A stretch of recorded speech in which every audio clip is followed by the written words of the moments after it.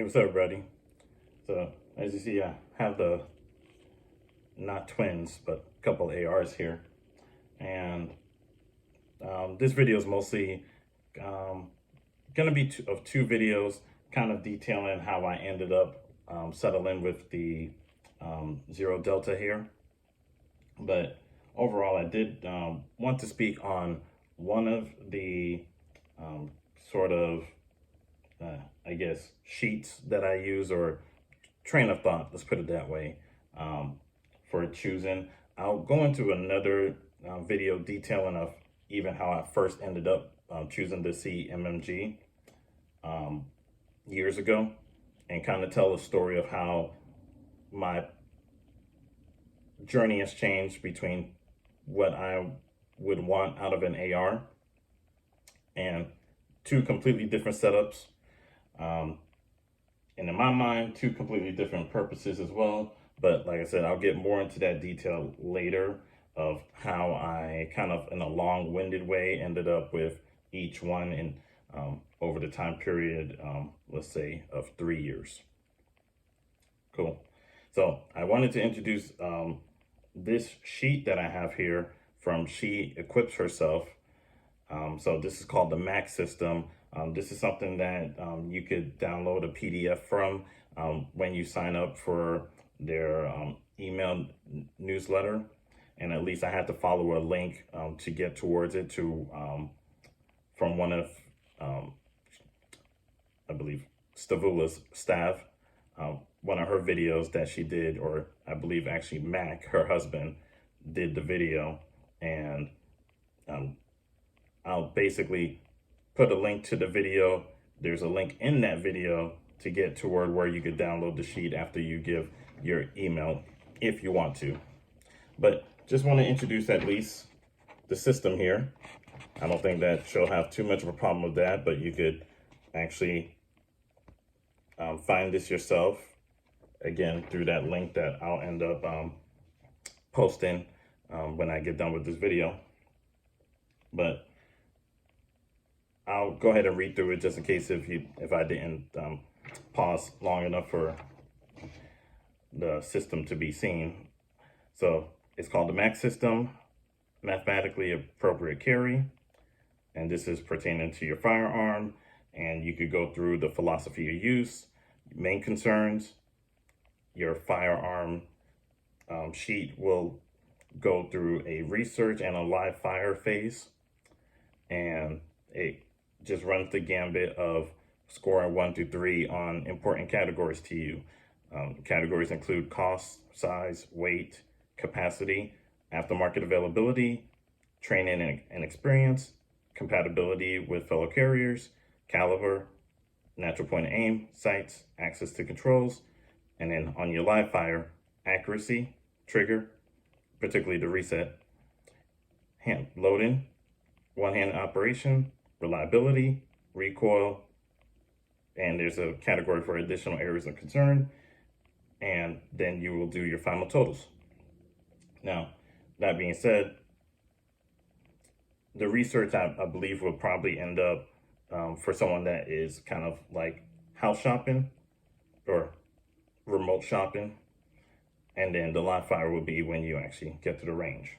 But at least in my case, here's my filled out sheet here that I put between the Zulu 2 before I purchased it, the Resolute, and the Banshee, which is at an undisclosed location until certain laws are overturned. I can't wait for that. But that being said, running the gambit between the Resolute, Banshee, and Zulu. I won't try to dive too deep into it because I want this video to be more about introducing you to the systems for your own purpose. But at least for me, my main concern was on home defense. My philosophy of use is what I called force multiplied advantage, as in justification for the AR platform, which I feel is the most superior rifle or even all firearm platforms. So that being said, went through my totals here between the research phase Ended up with the Zulu taking a lead here at 24 points. The Resolute came out to 21, and the Banshee came out to 22. So what makes the big difference between the Zulu and the Resolute when it comes to at least this part of the research phase? One particular thing, the Zulu picked up 2 points alone just from cost. $5.99, $17.99.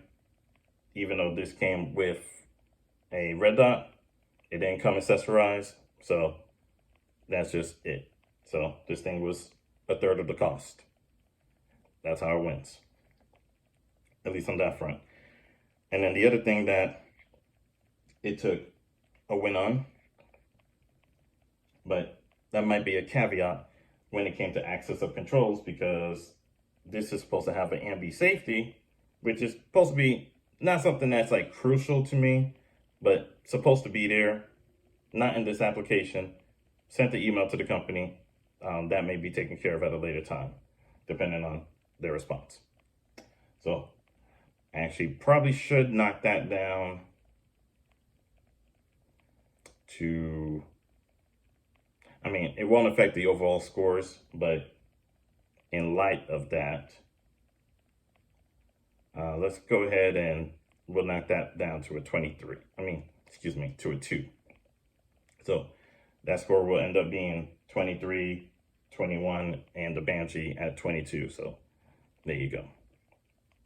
So on the live fire phase, now I should exclude this altogether, but I just filled it out in a theoretical standpoint, just on what it should be capable of. I can modify that later, but this isn't something that you readily find just about anywhere. At least to my knowledge, there's not even a review on the Zulu 2 that I could find at this time, which was sort of an appeal to me as well, that I didn't go into in the Zulu unboxing.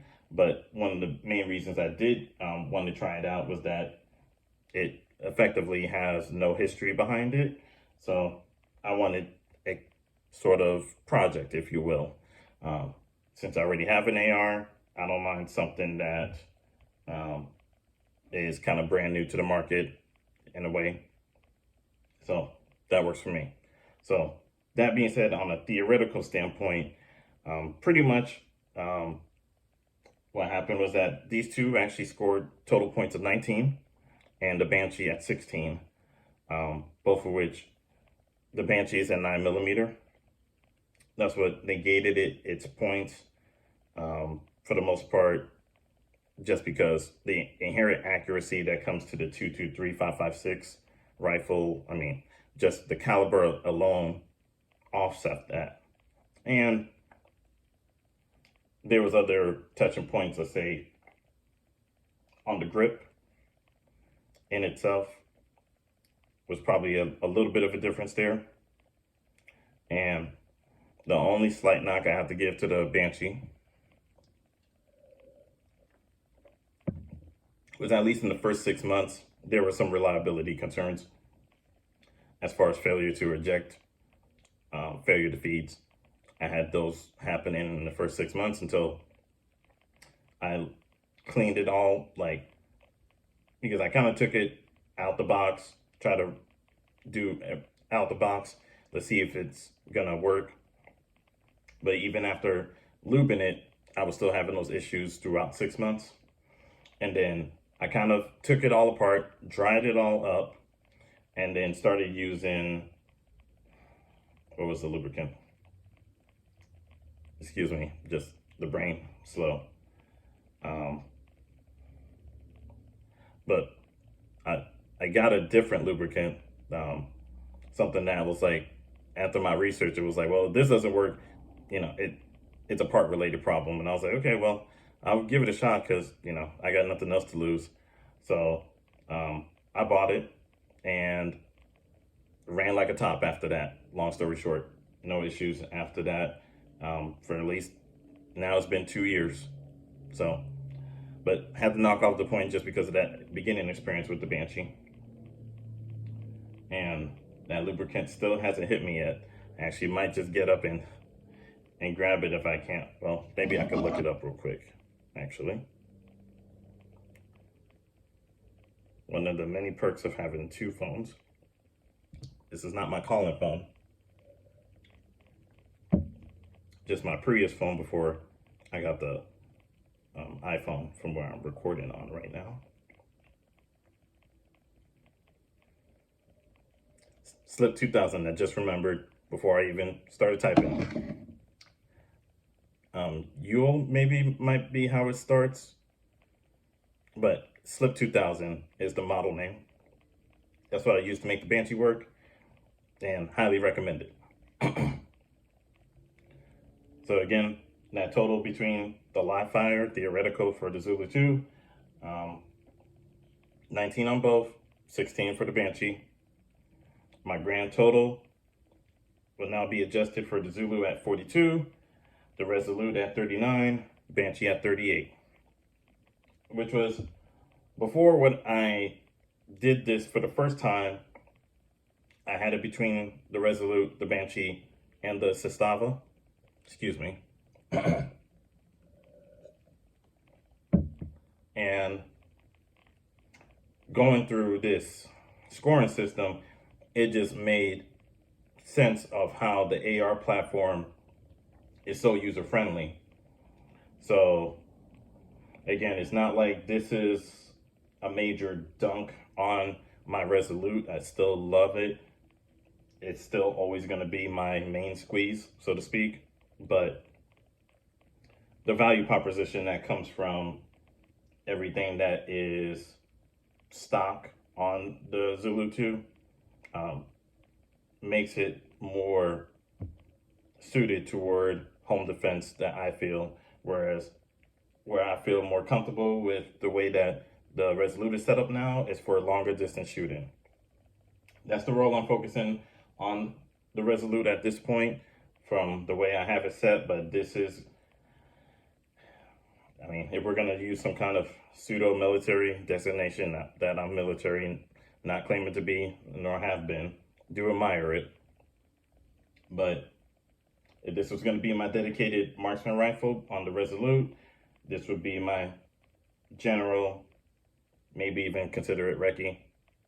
Let's just call it general purpose rifle versus my DMR, which is not gonna make a whole lot of sense between both of them, both being 16-inch barrels. But we have the 1-7 on the Resolute. We have the 1-8 here with the 223 Wild barrel. So I wanted this to be more skewed toward if I'm in a situation where I could only get my hands on 223 more so than 5.56. There we go. That's, and especially with the 55 grain, I kind of want that to be maximized in this platform. Whereas this will handle it just fine with the with the Resolute as well. But due to its 1-7 twist rate, it's going to be more favorable toward heavier bullets. So some of the heavier bullets I do have, I kind of just want to run it through the Resolute, and that will be its thing, especially for right now. I have a lot of 5.56 that I plan on just running through the Resolute, and all my remaining 223 is going to be consumed with the Zulu. So that's kind of my process here so far with it. But again, the value proposition between the Zulu is probably what gets it out the win in this sort of comparison. If I ever had to confront rioters for no good reason, but I am in Louisville, so I might have a good reason, the Zulu is going to be my go-to at that point. So again, not a competition of the best, just what's appropriate for my main concern. If you have other concerns that are here that are labeled in the Mac system, that's what it's for. I recommend it. Visit that link below. Support She Equips Herself. They have great information, great instruction. Still, I hope it's okay between Stav and Mac that I just introduced that paperwork, that worksheet, but of course with the idea that you should consider their expertise in the area. And I'm just benefiting from their work. So again, thank you all that's involved, and thanks for your time. Have a good one.